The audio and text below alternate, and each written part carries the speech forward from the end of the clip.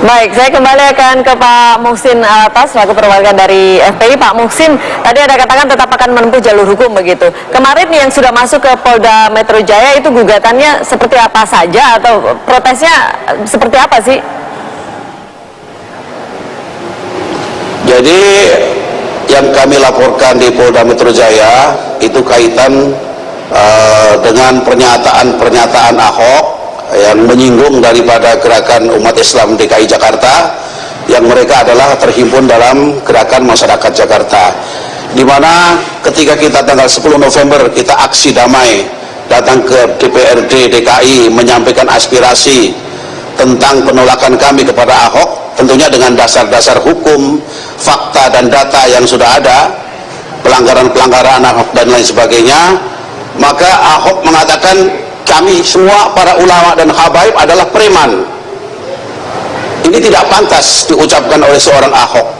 Lah sekarang kalau ulama-ulama habaib itu sudah dikatakan preman, lah dia ini apa? Ahok yang kerjaannya menantang masyarakatnya, mengajak duel, lalu kemudian melecehkan umat Islam, melecehkan agama Islam, melecehkan kitab suci. Dia bukan hanya preman, dia adalah sesuatu yang lebih daripada preman. Ini yang tidak pantas. Oleh karena itu, maka kami laporkan kepada kepolisian, kepada Kapolda, agar supaya Ahok itu dimeja hijaukan. Baik, terima kasih Pak Muhsin Alatas sudah bersama kami malam hari ini di Apa Kabar Indonesia Malam. Terima kasih, selamat malam, wassalamualaikum. Saya kembali ke Pak Anton Medan. Pak Anton, tadi Anda katakan Anda cukup dekat begitu ya, tadi sejak tahun 2011 sudah mengenal Pak Basuki Cahayapurnama ini, dan kemudian sekarang tentunya juga sangat mendukung ya sebagai Gubernur DKI Jakarta begitu. Betul. Anda melihat ini Pak Ahok ini akan menjadi sosok pemimpin seperti apa nanti ke depannya? Harapan seperti apa? Ya, sahib saya garis bawa preman belum tentu penjahat. Penjahat udah pasti preman. Anda tahu betul itu ya? Ya, itu domain saya. Jadi saya kenal Ahok itu, jangan Ahok, saya seluruh provinsi Indonesia, saya sering ketemu Mas Tionghoa. Tapi saya baru ketemu sosok satu Ahok itu luar biasa. Pertama, nasionalismenya luar biasa. Kedua, dia paham konstitusi. Yang ketiga, dia itu orangnya punya karakter. Saya baru ketemu. Saya waktu itu sebelum dia calon, dia independen. Saya kan ada partai Islam lah, ya PKS lah, minta tolong saya menjembatani supaya Ahok mau jadi gubernur Bangka Belitung yang kedua kali.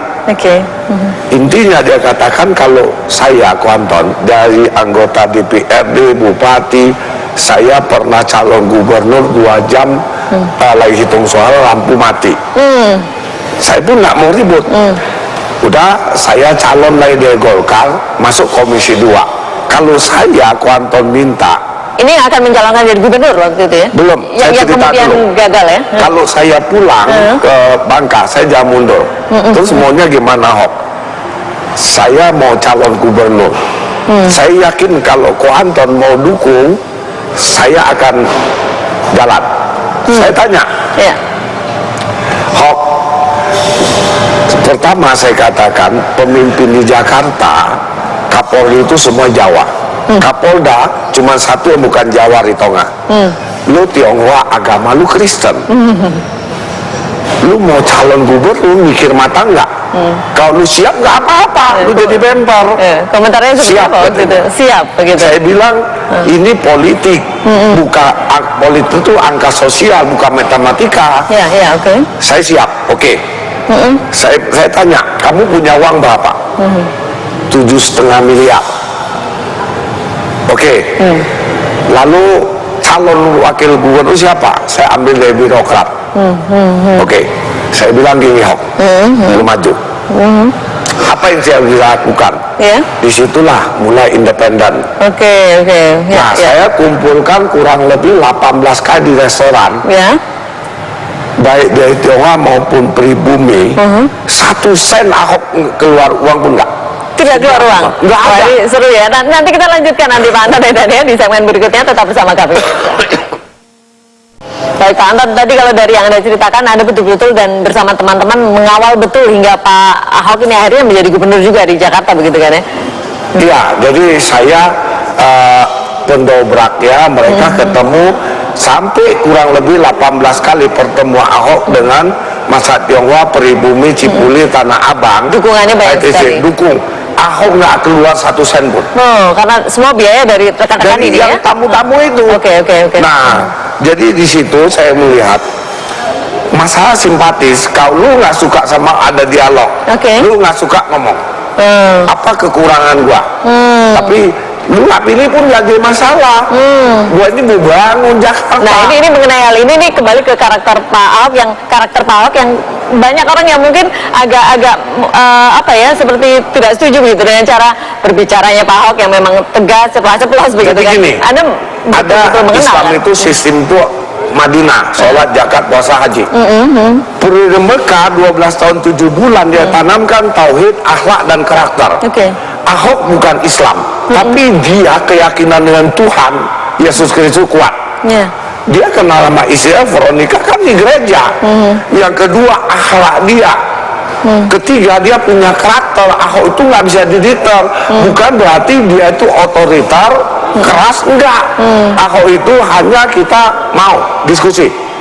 Dia bisa terima. Dia nggak ada orang. Memang cara ngomongnya seperti itu begitu kan ya, seorang Ahok ya. Nah, kita butuh orang munafik atau memang perlu orang punya karakter. Baik. Kalau saya hadapi 5 orang tulus, enak. Kalau saya hadapi 1 orang mukanya 5, bingung saya. Ada foto kedekatan dengan Pak Ahok ya?